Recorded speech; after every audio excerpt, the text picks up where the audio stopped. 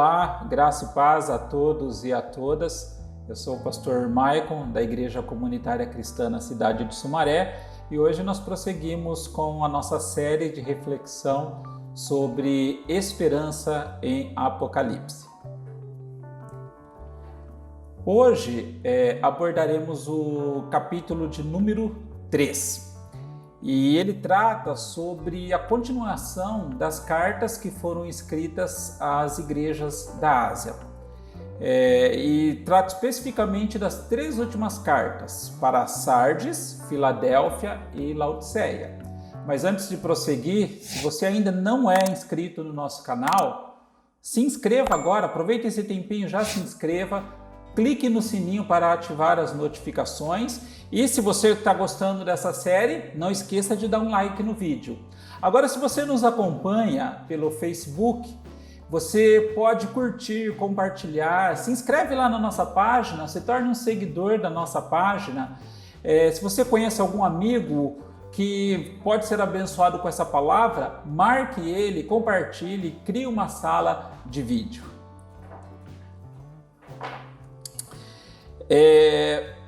Voltando um pouco para falarmos do capítulo 2, porque o capítulo 2 e o 3 eles têm uma ligação, porque esses 2 capítulos eles são as 7 mensagens, as 7 cartas que foram enviadas às 7 igrejas da Ásia, e elas representam, um período histórico na vida da igreja. São cartas direcionadas a igrejas locais que vivem uma situação local, mas elas também têm uma mensagem para a igreja no decorrer da história.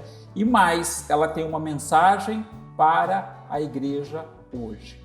Lá no capítulo 2, no vídeo da semana passada, nós falamos sobre a igreja de Éfeso, que é a igreja da era apostólica, a igreja do século I. A igreja de Esmirna, que é a igreja perseguida entre os séculos II e séculos III. A igreja de Pérgamo, que é a igreja sob o favor imperial, começa mais ou menos no ano 312 depois de Cristo e vai até mais ou menos o ano 500. E a igreja de Tiatira, que é a igreja da Idade das Trevas, a igreja da Idade Média. E hoje nós começaremos com a igreja de Sardes. Fazendo essa linha do tempo, essa linha histórica, a igreja de Sardes, ela representa a igreja da Reforma e da Renascença, abrangendo entre os séculos XVI e o século XVIII. Então nós vamos ler a mensagem que foi endereçada a essa igreja. Está lá no capítulo 3 do livro de Apocalipse. Eu, como costume, utilizo a nova versão transformadora da Bíblia, a Bíblia NVT. E diz assim o capítulo de número 3, começando no verso 1, e eu vou ler até o verso 6 primeiro. Escreva esta carta ao anjo da igreja em Sardes. Esta é a mensagem daquele que tem os 7 Espíritos de Deus e as 7 estrelas. Todas as cartas começam com uma revelação de Jesus. Jesus se apresentando e Jesus falando de algum título dele. Sei de tudo que você faz. Você tem fama de estar vivo, mas está morto. Desperte, fortaleça o pouco que resta, pois até mesmo isso está quase morto. Vejo que suas ações não atendem aos requisitos de meu Deus. Lembre-se do que ouviu e no que acreditou no princípio. Agarre-se a isso com firmeza. Arrependa-se. Se não despertar, virei subitamente até você, como um ladrão. Há alguns em Sardes, no entanto, que não mancharam suas roupas com o mal. Eles andarão comigo vestidos de branco, pois são dignos. O vitorioso será vestido de branco.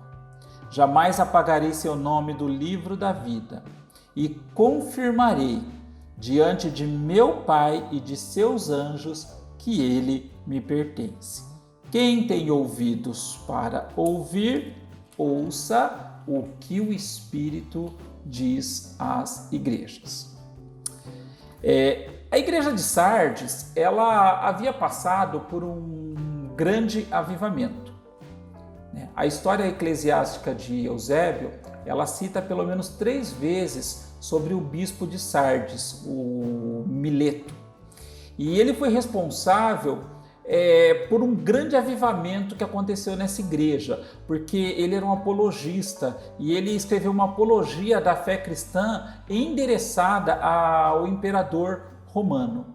Então isso, de certa forma, trouxe notoriedade para esta igreja que está em Sardes.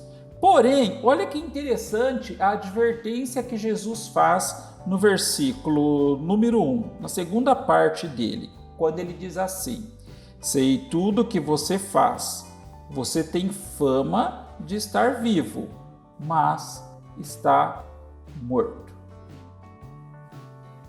O que isso significa?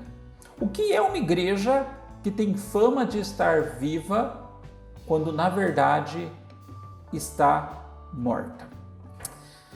As pessoas que observavam esta igreja, elas notaram que ela cresceu, que ela prosperou, mas essas pessoas elas não conseguiram perceber que havia um material necrosado no meio dessa igreja. Por isso que Jesus fala, tem famas de que está viva, mas está morta. Resumindo, a situação dessa igreja era a situação de uma igreja que a sua reputação era maior do que o que ela realmente era. Uma igreja que tinha uma grande reputação, uma igreja que tinha tido um avivamento, uma igreja que tinha crescido, uma igreja que tinha prosperado, mas isso não tinha transformado completamente aquela igreja. E daqui a gente tira uma pergunta para nós. Será que nós, enquanto indivíduos, a nossa fé, ela condiz com a fama que as nossas comunidades têm? Será que nós estamos mais preocupados em parecer crentes, parecer espirituais, do que realmente ser? Será que a nossa fé pessoal, ela testifica uma transformação verdadeira operada pelo Espírito Santo em nós? Porque se as respostas a essas indagações forem negativas, significa que nós, de certa forma, estamos como a igreja de Sardes. A igreja que tinha a reputação de ser, mas não era. Agora, se fizermos uma análise do período da história que essa igreja representa, nós vamos perceber que ela representa justamente aquele período em que ocorreu a Reforma Protestante. E, embora muitas vezes nós olhemos para a Reforma Protestante como um momento de avivamento, né? Um momento de retorno às Escrituras, um momento de recuperar a salvação pela graça mediante a fé. Será que foi só isso que a Reforma Protestante produziu? Ou será que, devido à própria liberdade da Reforma Protestante, de ela não estar mais debaixo de um bispo centralizador, acabou gerando uma infinidade de confissões, denominações, movimentos, todos independentes, e que descaracterizou, se tornou algo tão heterogêneo e tão pulverizado que é difícil falar que a fé protestante cause impacto no mundo hoje. E o que isso significa para nós? Talvez isso mostre uma faceta muito vergonhosa da fé cristã, de vertente protestante. Nós somos tantas igrejas, tantos movimentos, tantas denominações que seguem tantas confissões, que nós perdemos a habilidade de caminhar juntos. Se você não pertence à minha igreja, à minha denominação, eu não te considero cristão. E quantos de nós já vivenciou isso na pele? O fato de ser desmerecido por você não fazer parte de determinado movimento? Será que a fé no Cristo não deveria ser algo que nos unisse? Será que de vez em quando nós não precisamos parar de ficar aprisionados dentro dos nossos muros denominacionais e institucionais para ter fé com aqueles que, embora em alguns pontos, e geralmente esses pontos são secundários, não pensem como eu? Eu não posso ter um pouco de fé, de comunhão, de estar junto? Nós precisamos pensar isso. Nós precisamos repensar isso. Se nós tivéssemos a habilidade de ter comunhão por causa do que é essencial à fé cristã, e eu falo isso para cristandade de vertente protestante, nós poderíamos causar muito mais impacto no mundo. Então talvez as palavras de Jesus a essa igreja, elas se encaixem perfeitamente aqui. Ele diz: arrependa-se. Arrependa-se. Se não despertar, virei subitamente até você como um ladrão.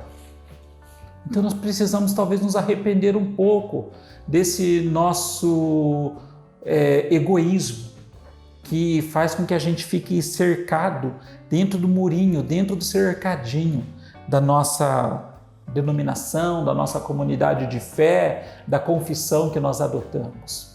Mas Jesus ele também traz uma palavra de esperança para essa igreja, porque ele diz assim: apesar de tudo isso, apesar de toda essa divisão causada, há alguns em Sardes, no entanto, que não mancharam suas roupas com o mal.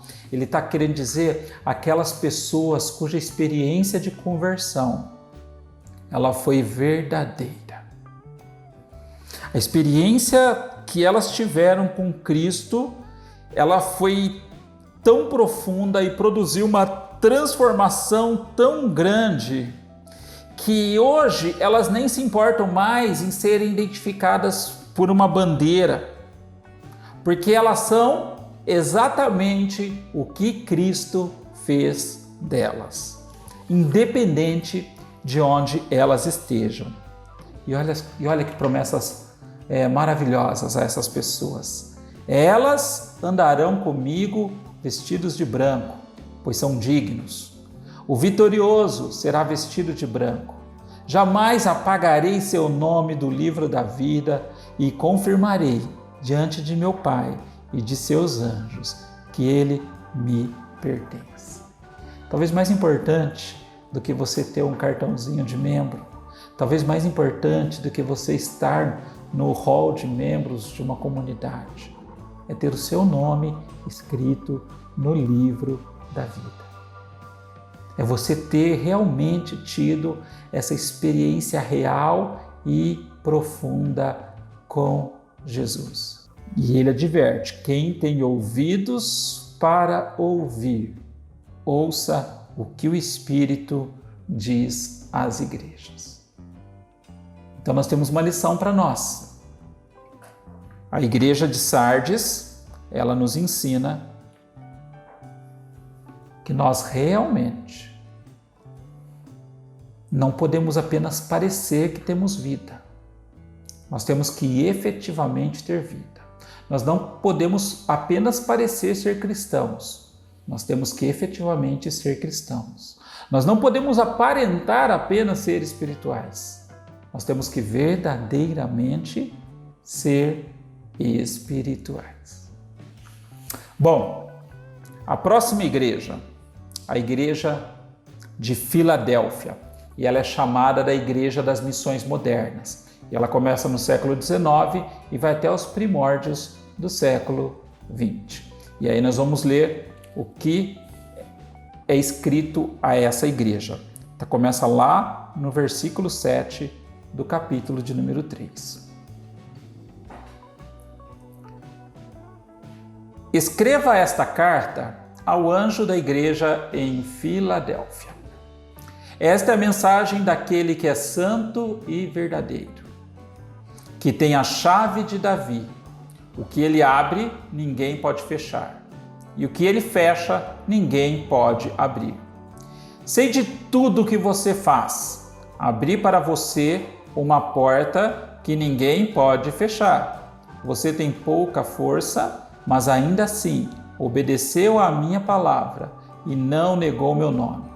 Veja, obrigarei aqueles que pertencem à sinagoga de Satanás, os mentirosos que se dizem judeus, mas não são, a virem, prostrarem-se a seus pés e reconhecerem que amo você. Porque obedeceu à minha ordem para perseverar, eu o protegerei do grande tempo de provação que virá sobre todo o mundo para pôr à prova os habitantes da terra. Venho em breve. Apegue-se ao que você tem, para que ninguém tome sua coroa. O vitorioso se tornará a coluna do templo de meu Deus, de onde jamais sairá. Escreverei nele o nome de meu Deus, e ele será cidadão da cidade de meu Deus, a nova Jerusalém que desce do céu, da parte de meu Deus. E também escreverei nele o meu nome. Quem tem ouvidos para ouvir, ouça o que o Espírito diz às igrejas. A igreja de Filadélfia, juntamente com a igreja de Esmirna, só para você lembrar, a igreja de Esmirna é aquela onde os cristãos foram empobrecidos porque tiveram seus bens confiscados e que sofreram grande perseguição. E elas são igrejas, que elas não receberam nenhuma reprimenda. E essa igreja em particular, lá na cidade de Filadélfia, ela foi preservada daquela grande perseguição promovida pelos imperadores romanos que ocorreu durante todo o domínio do Império Romano, atingindo inclusive todas essas igrejas da Ásia. E o texto ele fala algumas coisas aqui e ele diz assim: sei de tudo que você faz, porque ele sabe tudo, ele é onisciente. Então não há nada que façamos que possa ficar escondido. Abri uma porta para você, uma porta que ninguém pode fechar. Por isso que nós chamamos ela da Igreja das Missões Modernas. O cristianismo, em meados do século XVIII, até o século XVIII mais ou menos, ele estava muito centralizado na Europa e Estados Unidos. E foi justamente nessa época, do século XIX até o início do século XX, que missionários começaram a desbravar o continente asiático, o continente africano e o continente latino e a parte latino-americana. Então foi uma época em que foram enviados muitos missionários mundo afora. E o texto de Apocalipse fala: você tem pouca força. A maioria desses missionários, muitos deles, tinham até pouco apoio de suas próprias agências, de suas igrejas mães. E eles se atiravam realmente nessa missão. Por isso que diz que você tem pouca força, mas ainda assim obedeceu à minha palavra. Era uma igreja que tinha pouca força, porque ela não tinha grande influência política, não tinha muito dinheiro, e talvez essa pouca força fosse até uma referência ao poder espiritual dela. Ela não tinha aquele mesmo poder espiritual, por exemplo, que nós víamos na igreja primitiva. Aquele poder que a igreja recebeu no dia de Pentecostes.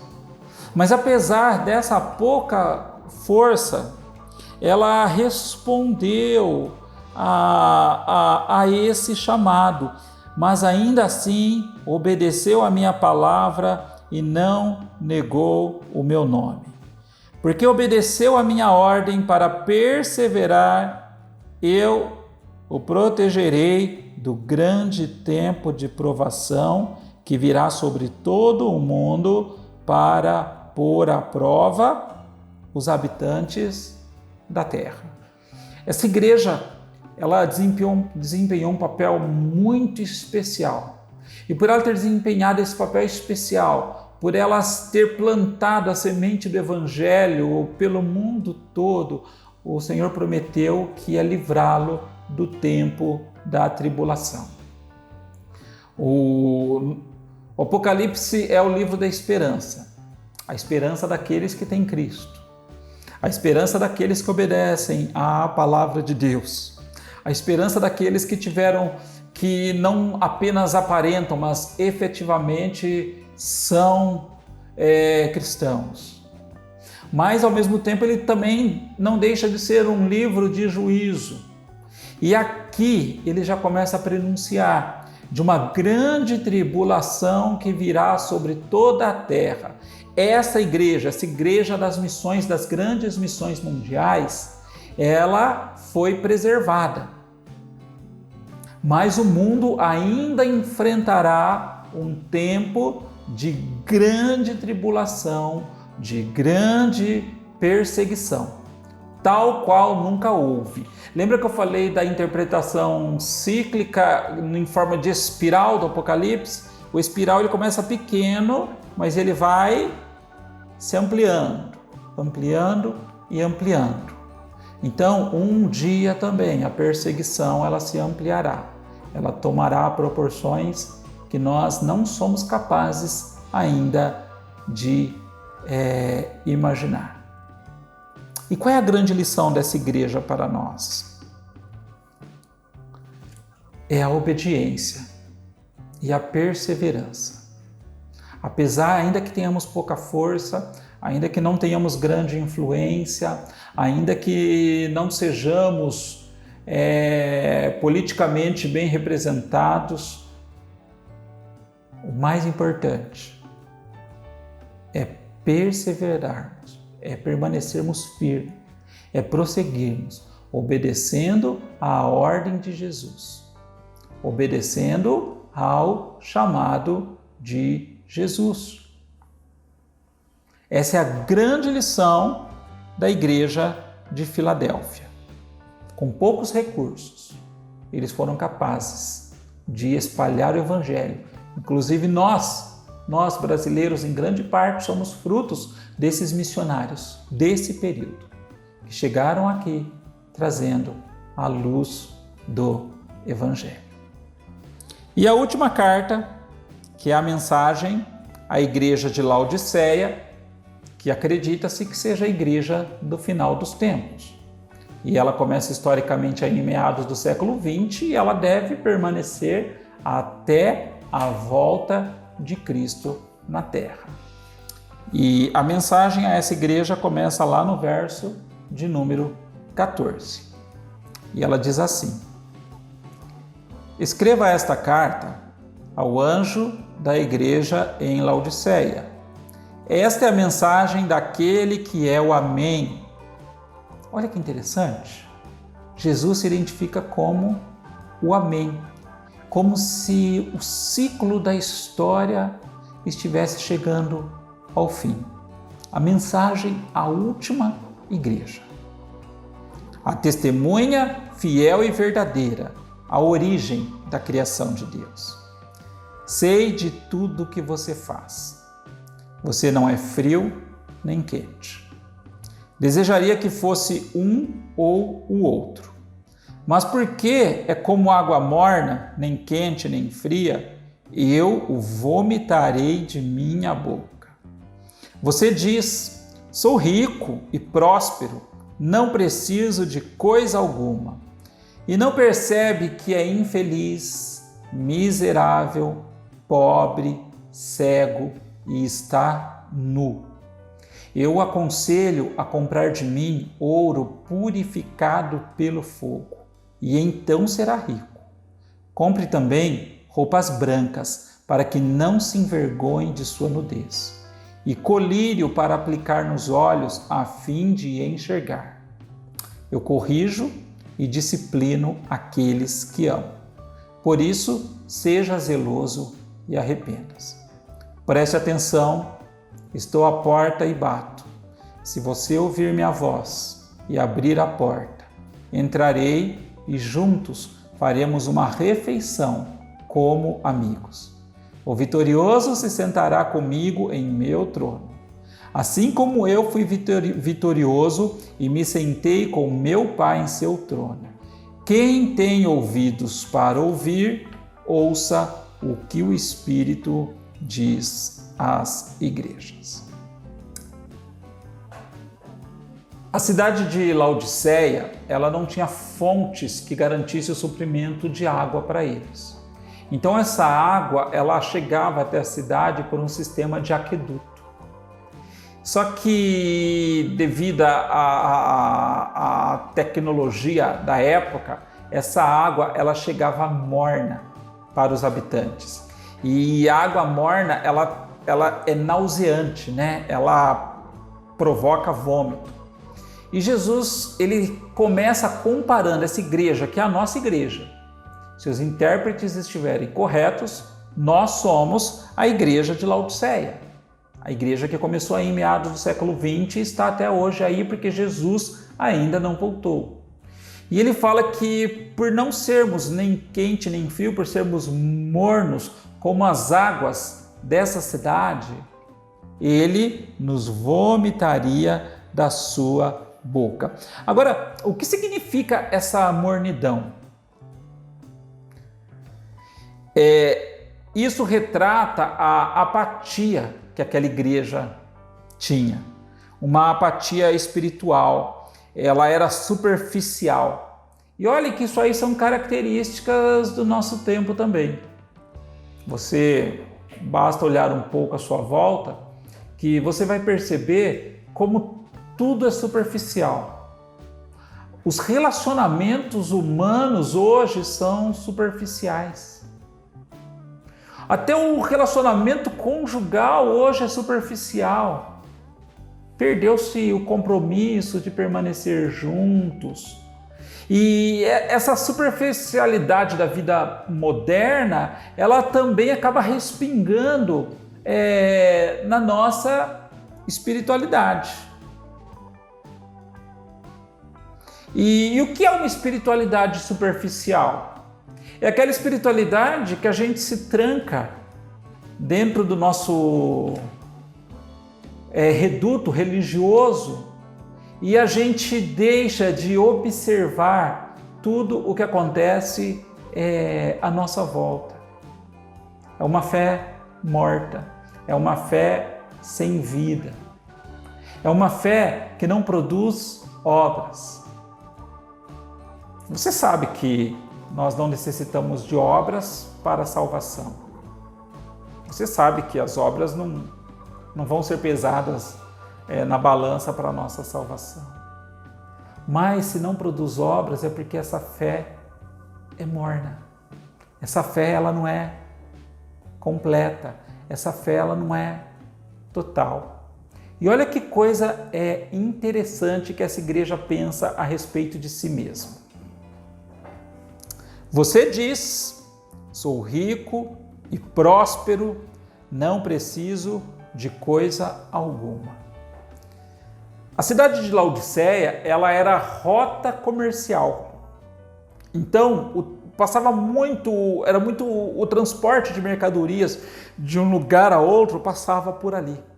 Então era uma cidade que tinha muito comércio e lá você se encontrava de tudo. Então ela era uma cidade rica, uma cidade próspera. Mas essa prosperidade ela não era refletida na espiritualidade dos crentes de Laodiceia. E aqui talvez tenha uma lição muito importante para nós. Hoje nós temos uma igreja rica. Quando você anda em qualquer cidade, você observa a suntuosidade dos templos que são erguidos a todo tempo. E os milhões e milhões que são gastos para erguer esses grandes santuários que, de certa forma, demonstram o poder de uma igreja, demonstra o quanto dinheiro aquela igreja, aquela comunidade tem para investir. Porém, nós precisamos fazer 2 questionamentos, principalmente nesse tempo de pandemia. O que significa esses grandes santuários? Hoje estão todos fechados. Hoje estão todos de portas fechadas. Valeu a pena o investimento de tantos recursos? É uma reflexão muito honesta que nós precisamos fazer. E a segunda coisa que nós temos que pensar é: esses recursos estão sendo compartilhados? Neste momento de pandemia, será que nossas comunidades, elas estão pegando os seus recursos e elas estão ajudando os que mais precisam? Será que nossas comunidades estão disponibilizando esses espaços físicos que possuímos para ajudar no combate a esse vírus? Como nós temos administrado todos esses recursos dessa igreja que se diz rica? Quantos memes nós vemos na internet e, infelizmente, eles têm até um fundo de verdade.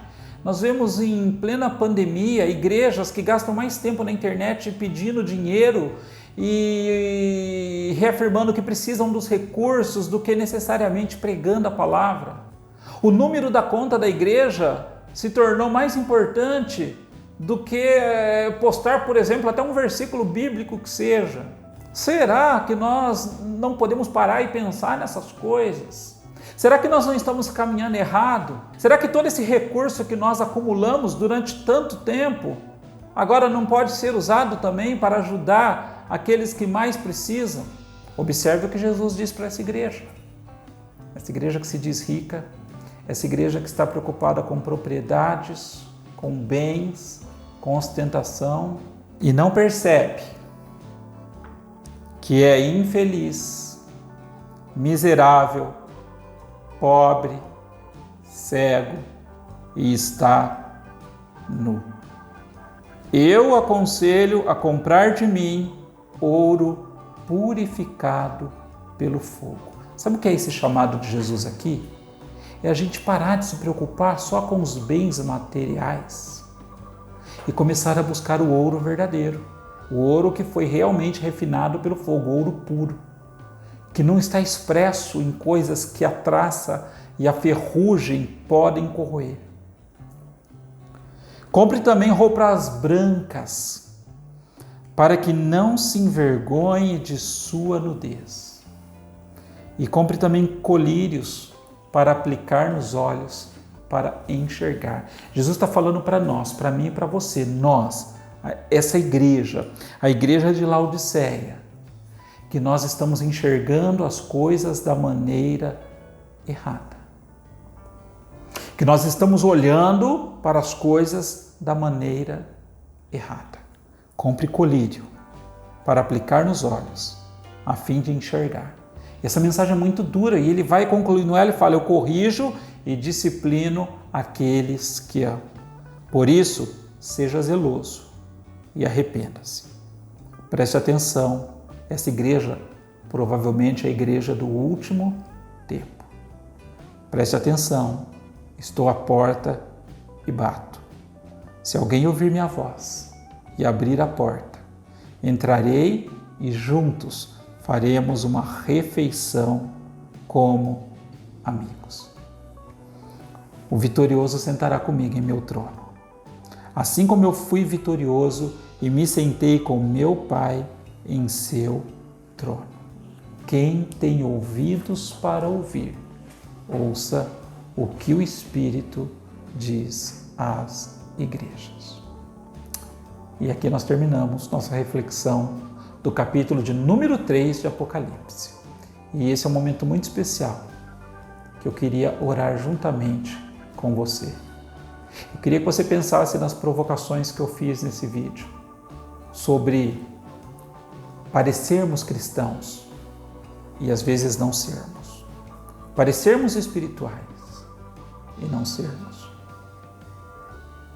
Sobre a fidelidade, sobre a perseverança e sobre não nos enganarmos e sobre aplicarmos colírio nos nossos olhos e observarmos como nós temos aplicado nossos recursos. Como nós, enquanto igreja, nós só estamos preocupados com a nossa arrecadação ou estamos preocupados com que essa arrecadação também possa suprir a necessidade daqueles que mais precisam? E a oração que eu quero fazer com você hoje é de arrependimento. É de responder à batida que nós temos ouvido na porta. Jesus, ele bate a porta. E se nós abrirmos, ele entrará e sentará à nossa mesa como nosso amigo e ceará juntamente conosco. Vamos orar. Maravilhoso Deus, eterno Pai, o nosso coração, Senhor, muitas vezes ele é enganoso. E muitas vezes, Pai querido, nós nos enganamos também. Mas nessa noite, Pai querido, eu quero pedir que Teu Espírito Santo ele tenha liberdade de trabalhar em nossas vidas, nas mentes, nos corações, de forma que nós possamos não apenas parecer, mas que nós realmente possamos ser, que a nossa experiência com o Senhor ela tenha sido real, ela tenha sido verdadeira e ela tenha sido tão profunda que ela tenha mexido completamente com nossas estruturas. E hoje, Pai querido, nós possamos nos arrepender da forma como nós olhamos errado para as situações, os nossos maus julgamentos, a forma errada como nós temos como igreja empregados os recursos. E nós queremos nos arrepender, ó Pai. Nós queremos nos arrepender. E como sinal, Pai, desse arrependimento, nós queremos abrir a porta da nossa casa para que o Senhor possa entrar e para que o Senhor possa cear juntamente conosco. Nos abençoe, Pai. Em nome de Jesus. Amém e amém. E eu vou ficando por aqui. Eu quero te convidar para no domingo às 19 horas, não perca aí no nosso canal a nossa celebração dominical online. E eu quero que você tenha, e na próxima quarta também não se esqueça, nós continuamos com nossas reflexões, será sobre o capítulo 4 do livro de Apocalipse. E não se esqueça, mais uma vez eu reforço, de se inscrever aí no nosso canal. Nós precisamos aumentar o número nosso de inscritos aí, ajuda a gente. Não esqueça de dar um like no vídeo, não se esqueça de acionar o sininho. E se você nos acompanha pelo Facebook, você também pode se inscrever na nossa página para acompanhar tudo que nós publicamos lá. Deus te abençoe, que a graça maravilhosa de Jesus, que o amor de Deus, que é nosso Pai, e que a comunhão bendita e consoladora do Espírito Santo esteja sobre você, sua casa, sua família, em nome de Jesus. Amém. Deus te abençoe.